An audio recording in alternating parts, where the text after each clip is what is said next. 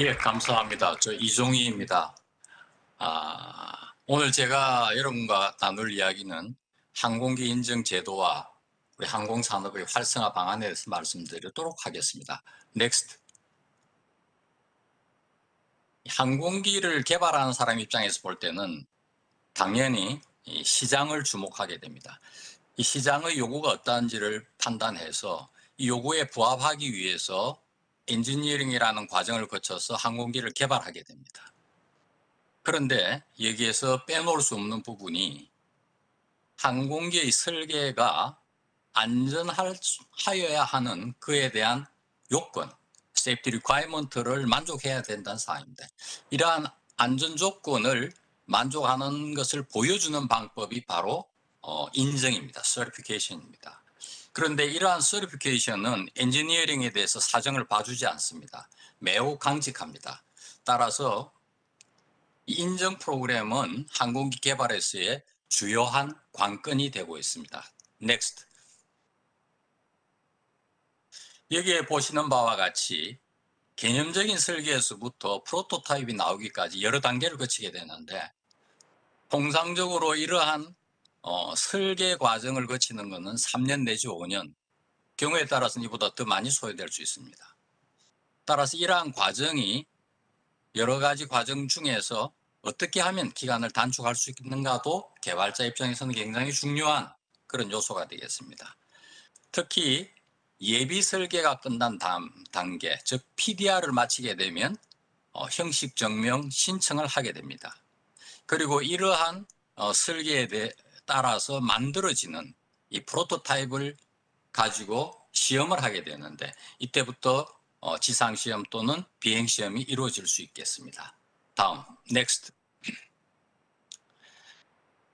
항공기 인증의 과정을, 전 과정을 본다면 항공기 설계가 프로토타입을 거쳐서 양산 단계, 그리고 실지 운용자가 운용하게 되는 이런 단계를 거치면서 설계가 프로토타입으로 실현되는 과정, 이 과정이 바로 형식 증명의 과정입니다.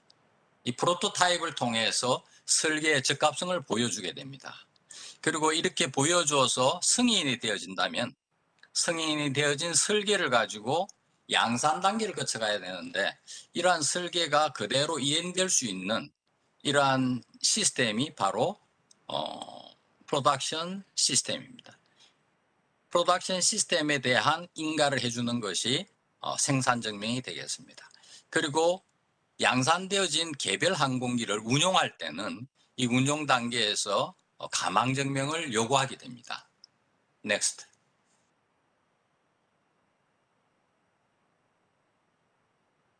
그러면은 이러한 항공기 인증에 있어서의 주요한 요소가 무엇인가를 한번 살펴볼 필요가 있습니다. 우리가 항공기 인증의 궁극적인 목표는 항공기의 가망성이라고 할 수 있습니다. 그러면 가망성이 무엇인가? 이건 아주 중요한 문제가 되겠습니다. 아주 간단하게 말하면 또는 우리 항공안전법에서 정의하고 있는 바에 의하면 항공기가 공기 중에 안전하게 비행할 수 있는 성능을 가망성이라 한다, 이렇게 정의할 수도 있었습니다. 또는 계속해서 안전한 비행을 하거나 또 착륙을 할 수 있다면 이것은 가망성이 있다. 또는 인가된 운용 조건의 범위 내에서 그 항공기를 비행하면서 요구되어지는 어떤 성능을 보여줄 수 있다면 이것은 가망성이 있다, 이렇게도 표현할 수 있습니다. 근데 여기에서 보시는 바와 같이 이러한 것은 매우 개념적입니다. 따라서 이러한 개념에 따라서 가망성을 판단한다면 개인에 따라서는 그 결정이 달라질 겁니다. 굉장히 많은 여러 가지의 다른 결정이 나올 수 있습니다. 안전이라는 것은 주관적인 판단, 주관적인 가치가 되어서는 안 됩니다. 즉 객관적이어야 한다는 것입니다. Next. 해서 객관적인 정의를 하기 위해서 미국의 FAR, 즉 토틴 CFR 파트 3에서는 airworthy를 정의하고 있습니다. 즉 airworthy, 가망성이 있다.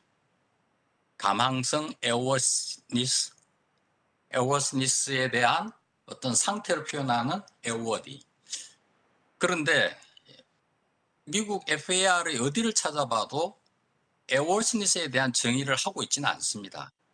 다만 유일하게 나와 있는 이 정의가 에어워디입니다. 에어워디라고 하는 것은 항공기가 그 형식 설계에 합치하고 안전한 비행 상태에 있을 것, 이런 것을 에어워디라고 합니다. 여기에서도 보면은 여기에서 이런 표현이 우리가 안전하게 비행할 수 있는 것이 아니라 여기에 연결되어서, 즉 물고 들어오는 것은 바로 타입 디자인입니다. 형식 설계, 즉 형식 설계는 형식 증명을 통해서 이루어지는 겁니다. 그 외에도 에어워스에서 대하여 정의하고 있는 부분을 보면은 오퍼레이션 룰인 파트 91에 항공기가 가망성이 없는 상태이라면 어느 누구도 비행하여서는 아니 된다라고 규정을 하고 있습니다. 즉 이것은 법규입니다. 이것을 위반하면 처벌하게 되겠습니다. 그리고 정비에 관한 규정인 파트 43에 보면은 정비에 관련된 사람이 정비를 할 때는 판단은 가망성이 있음을 판단해서 이것을 운용 단계로 릴리즈하는, 정말 서비스 투 릴리즈를 할 수 있는 이 기준은 바로 가망성입니다. 다음.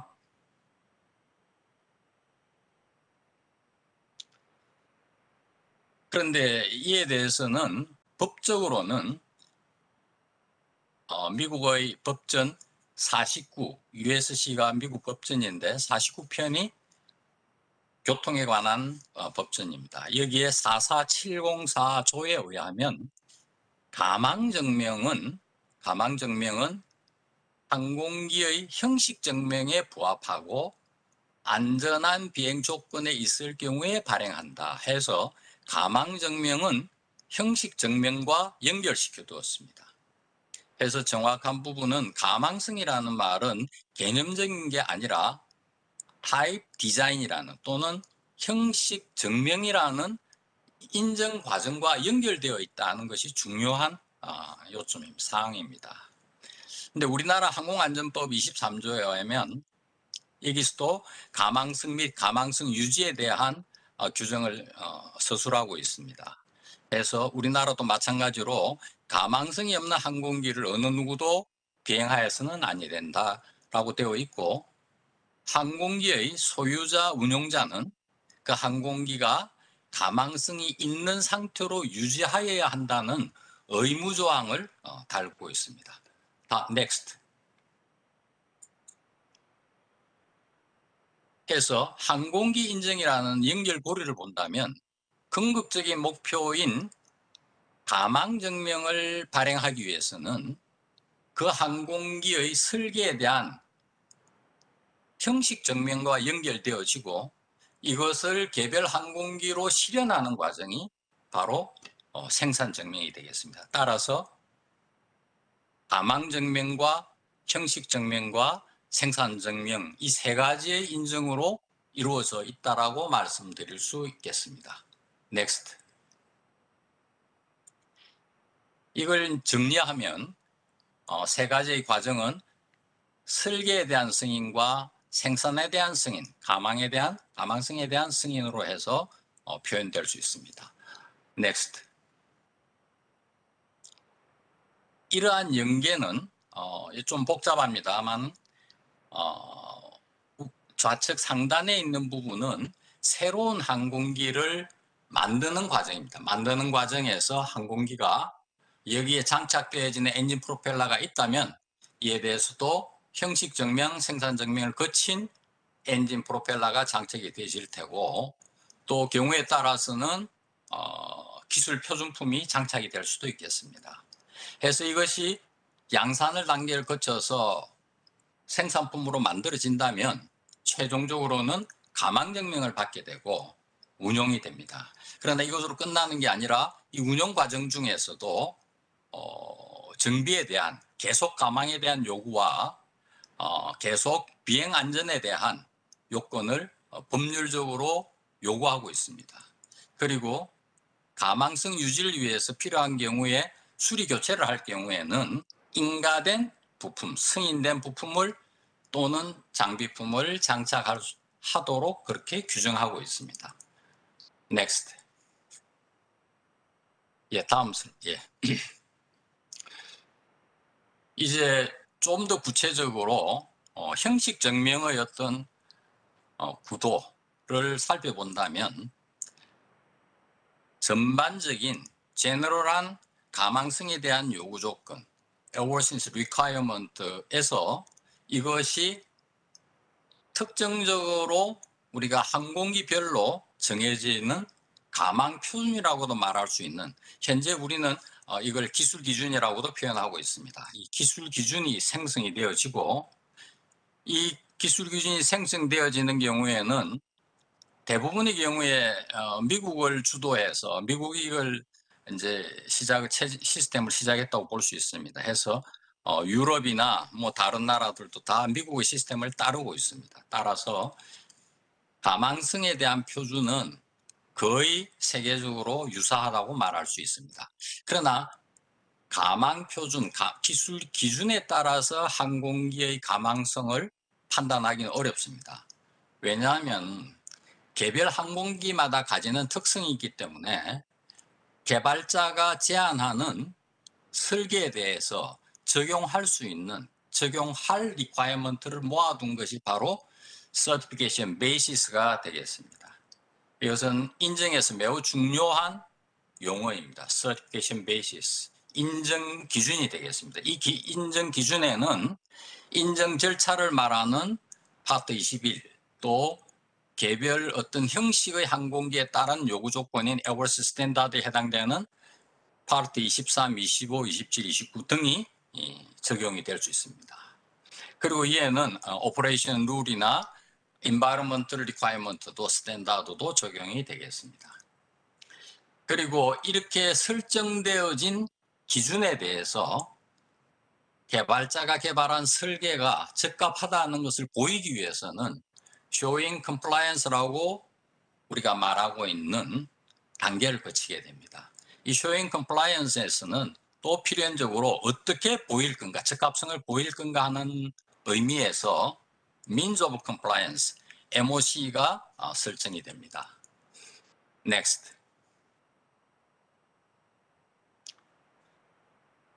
그런데 여기서 하나 중요하게 또 강조하고 싶은 부분은 항공기 인증에서의 매우 독특한 메소돌로지가 바로 showing compliance.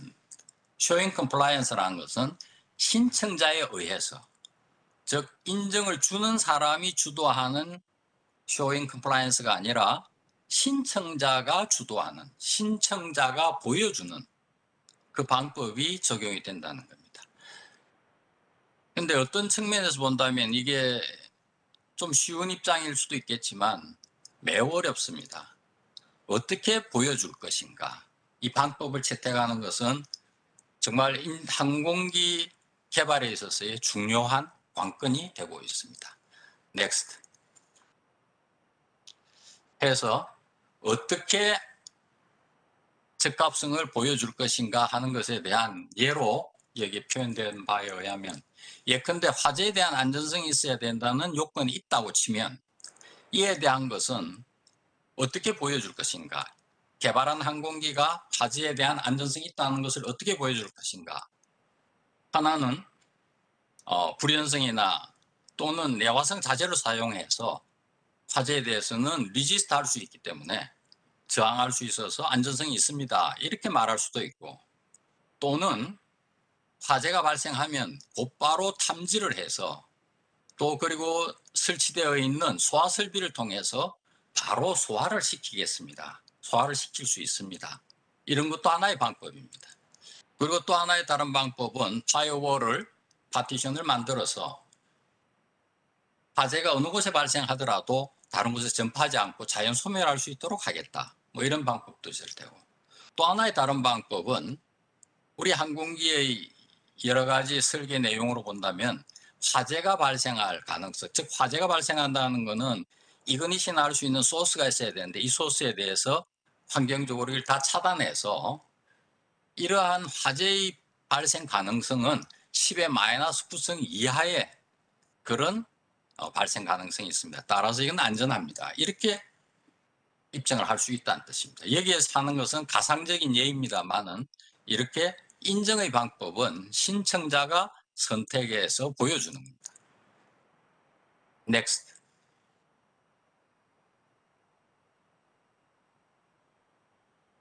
근데 이제 공통적으로 이러한 MOC, 적합성 입증의 방안에 대해서, 방법에 대해서 우리가 분류를 하고 있는 바에 의하면 대개 이제 크게 보면은 엔지니어링 이밸루에이션, 또 테스트, 인스펙션, 그리고 장비품에 대한 equipment qualification 이런 것으로 구분할 수 있고, 특히 시험에 있어서는 랩 테스트라든지 그라운드 테스트, 플라이트 테스트, 시뮬레이션 등이 있습니다. Next.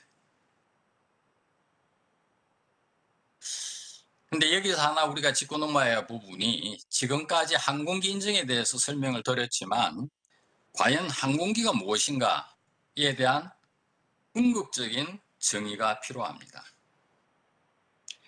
ICAO Annex 8에서는 가망성을 규정하고 있는 Annex 8에서는 어떠한 모신, any 모신, 근데 공기의 반작용에 의해서 대기 중에 유지할 수 있는 그런 기체다라고 이야기를 하고 있습니다. 유럽도 이러한 정의를 채택하고 있습니다. 그리고 우리나라의 항공안전법도 이를 채택하고 있습니다. 유사히. 다만 우리 항공안전법에서는 말미에 그런데 이러한 항공기에 대한 분류를 정하고 있습니다. 에어플레인, 헬리콥터, 에어십, 글라이더 해서 여기에 해당되어지는 것이 항공기입니다. 따라서 우리 항공안전법에 의하면 이 네 가지 분류가 아닌 것은 항공기로 분류되지 않습니다. 이런 상당한 문제를 만들어낼 수 있습니다. 이건 다음 슬라이드에서 보여드리도록 하겠습니다. Next. 해서 미국은 항공 FAR 파트 1에서 정의하고 있는 바에 의하면 그러한 항공기보다 any device, 어떠한 물체라도 공기 중에 비행을 목적으로 하거나 의도되어진 또는 사용되어지는 그런 기기는 전부 다 항공기라고 해서 포괄적으로 정의하고 있습니다.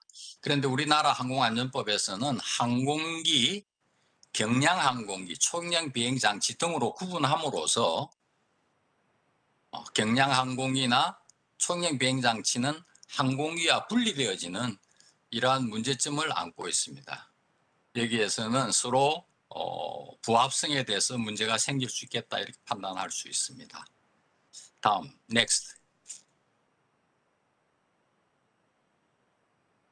여러분들이 잘 아시는 라이트 형제가 1903년에 키티호크에서 동력비행 시험을 최초로 했습니다.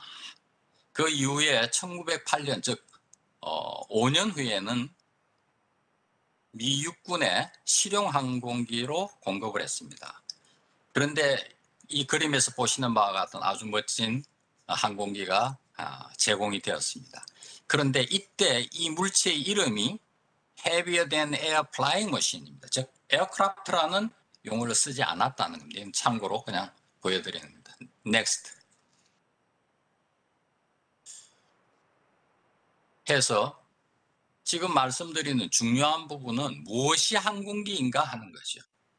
항공기라는 것은 any device, 어떠한 것이라도 항공기라고 정의한다면 문제가 없습니다. 그러나 이것을 항공기, 엔진 또는 에어플레인, 로타크래프트, 에어쉽 이렇게 분리한다 치면 그 분류에 해당되지 않는 것은 어떻게 취급할 것인가. 요 근래에 우리가 UAM이나 여러 가지 항공기 개발 과정이 새로운 어떤 전기를 마련해서 본다 치면 이 VTOL이라고 하는 항공기가 있습니다. 이 VTOL에 대해서는 유럽에서는 새롭게 그 클래시피케이션을 하기 위해서 정의를 하고 있습니다. 그러나 아직까지 미국은 VTOL을 정의하고 있지는 않습니다. 이러한 정의는 항공기 인증에서의 주요한 관건이 됩니다. Next. 해서 지금 보시는 여러 가지의 어떤 컷들 보고서는 여기 보면은 좌측 하단에 있는 것은 파우더 리프트입니다. 정말해서 틸트 로타 형태인 것인데 이러한 것들은 어떤 항공기로 분류할 것인가. 또 우측 상단에 있는 볼로콥터 같은 경우에는 되게 멀티콥터 형태인데 이것은 어떠한 항공기인가. 즉 지금 현재 항공기 인증을 위해서 기준으로 나와 있는 것은 에어플레인, 픽스드 윙과 로타크래프트, 노타리 윙 에어크래프트 두 가지 종류밖에 없습니다. 따라서 이런 새로운 형태, 볼로콥터의 형태라든지 파워드 리프트 같은 이런 형태, 틸트 로타 같은 경우는 뭐라고 할 것인가. 우리가 말한 수직이 착륙 VTOL은 어떤 가망 표준을, 가망 기준을 적용할 것인가가 매우 중요한 문제가 되겠습니다. Next.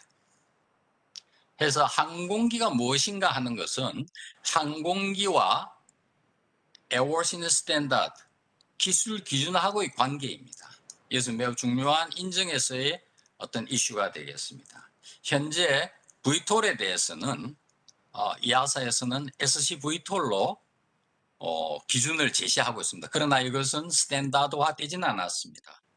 미국에서는 이 경우에 스페셜 클래스로 다루어서 인증 과정을 진행하겠습니다. 그리고 지금 미국에서는 이제 틸트 로타에 해당되어지는 파우더 리프트에 대해서도 기준을 제시하고 있지는 않습니다. Next.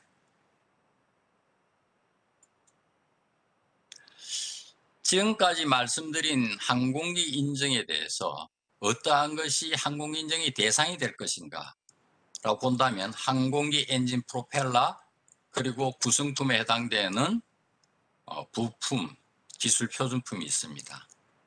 근데 이러한 것들을 구분해서 본다면 항공기 엔진 프로펠러는 형식 증명이 대상이 되어지고 부품의 경우에는 PMA, 기술 표준품의 경우에는 TSOA로 인증을 받을 수 있습니다.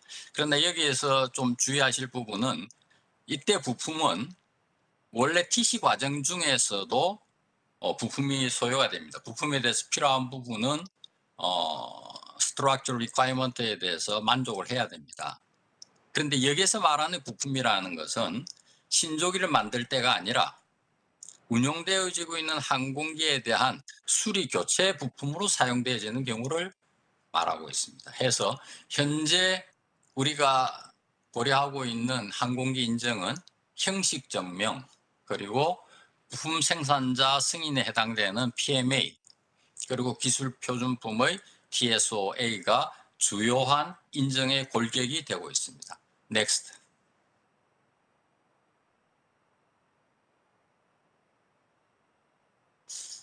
다음으로는 항공산업에 대한 특성을 잠시 살펴보고자 합니다. 항공산업의 특성은 양산이 아닙니다. 그리고 주문자 생산이라고 볼 수 있습니다. 현재까지 가장 많이 팔린 항공기를 찾아보니까 메서스미트에서 만든 항공기가 35,000대 팔렸습니다. 만들어졌습니다. 이것은 이제 군용이고 세스나 172가 상용 항공기, 민간 항공기로서는 가장 많은 대수가 만들어졌는데 44,000대입니다. 55년에 걸쳐서 44,000대가 만들어졌습니다. 대형 항공기로는 수송용 항공기로는 보잉 737이 지난 2018년까지 10,000대 정도 롤아웃이 되었습니다. 이에 비해서 자동차와 비교해 보면은 옛날 초기 모델인 포드 모델 T가 1650만 대 만들어졌습니다. 폭스바겐의 비틀이 2100만 대, 토요타의 코롤라가 4000만 대 팔렸습니다. 이에 비교해 보면은 생산 과정에서의 생산 수는 매우 현격한 차이가 있습니다. 그런데 중요한 것은 이 항공기를 구성하는 부품은 많은 경우에는 600만 개입니다. 이에 비하면 자동차의 경우에 한 3만 개 정도. 요즘 아마도 전기자동차로 가면 훨씬 더 줄어서 1만 개 부품의 레벨로 바뀌어질 겁니다. 말씀드리고자 하는 바는 항공산업은 양산을 목표로 하는 어떤 경제 규모 또는 생산 방식 여러 가지 문제를 적용하기 굉장히 어렵다는, 그리고 주문에 의해서 만들어진다는 것은 이 항공산업을 결정하는 중요한 요소가 됩니다. Next. 해서 우리 항공산업에 있어서는 어떠한 특성을 가지고 항공산업을 발전시킬 것인가 하는 것은 우리들의 중요한 논의사항입니다. 우리나라의 항공산업체가 미국 또는 유럽의 대형 항공사의 프라임 매니팩처러의 서플라이어로 들어갈 것인가, 또는 독자적인 기술을 가진 OEM이 될 것인가. 이 경우에는 주로 보면 중요한 시스템이라든지 이퀴먼트 레벨이 되겠습니다만은, 서플라이어와 OEM은 중요한 개념으로 우리가 고려해야 될 부분입니다. 그래서 항공산업의 발전에 있어서는 중요한 요소로 판단하는 바가 설계권을 가지고 있느냐 없느냐 하는 부분입니다. 이 설계권을 다른 말로 표현해서는 디자인 어프루블 홀더, DAH라고 표현할 수 있는데, DAH가 될 수 있는 부분은 TC, 형식 증명, 또 그리고 서플멘탈 TC, 부가 형식 증명, 그리고 기술 표준품에 대한 승인, TSOA, 그리고 정비 부품으로 사용되어지는 PMA, 이러한 4가지가 주요한 디자인 어프루블 홀더가 될 수 있는 인정의 과정입니다. 우리 산업체가 이 4개 중에 어떠한 설계권을 가질 것인가를 우리가 고민해 보아야 될 사항입니다. 물론 TC도 굉장히 중요하고 바람직하지만 사실은 완제기 시스템에 대한 설계권을 가진다는 것은 그렇게 쉬운 일이 아닙니다. 따라서 이 부분에 대해서는 좀 더 검토가 필요할 것입니다. 그래서 우리 산업이 국내에 국한할 것인가, 아니면은 세계 시장에 나갈 것인가, 세계 시장에 어떠한 단계로 나갈 것인가, 설계권을 가질 것인가, 설계권을 가지는 어떠한 OEM이 될 것인가, 또는 단순한 공급자, 서플라이어가 될 것인가 하는 문제가 발전의 중요한 요소라고 생각이 되어집니다. 해외 시장으로 나가기 위해서는 여기에 필수적으로 바사라고 하는 Bilateral Aviation Safety Agreement가 요구됩니다. 이것은 국가 간 상호 시스템을 인정하고 동등 수준임을 확인해서 서로 억셉턴스를 가지겠다는 뜻입니다. 그래서 우리나라는 현재 미국과 소형 항공기급에 대한 바사가 체결된 바가 있습니다.